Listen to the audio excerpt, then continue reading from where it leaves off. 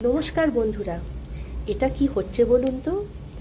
জানেন, আজকে মা বানালো প্রথমবার বেতো শাকের মুইঠা। বেতো শাক শীতকালে পাওয়া যায় এবং খেতে অত্যন্ত সুস্বাদু।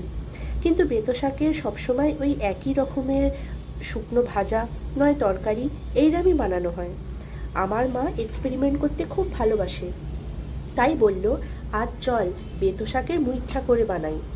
তাই বেতো শাককে কুচিয়ে ভালো করে তার সঙ্গে একটু বেসন, নুন, কাঁচা লঙ্কা আর চাইলে একটু আলু সেদ্ধ দিয়ে আপনারা মেখে আর তেলে এইরকম আস্তে আস্তে দুপিঠ ভালো করে ভেজে নিন, তাহলেই হয়ে যাবে বেতো শাকের মুইঠা।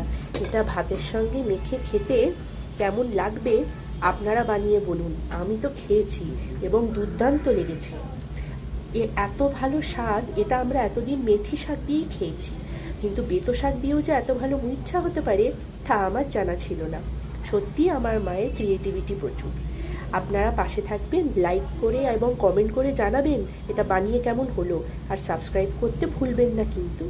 আবার আসছি আর একটা ভিডিও নিয়ে।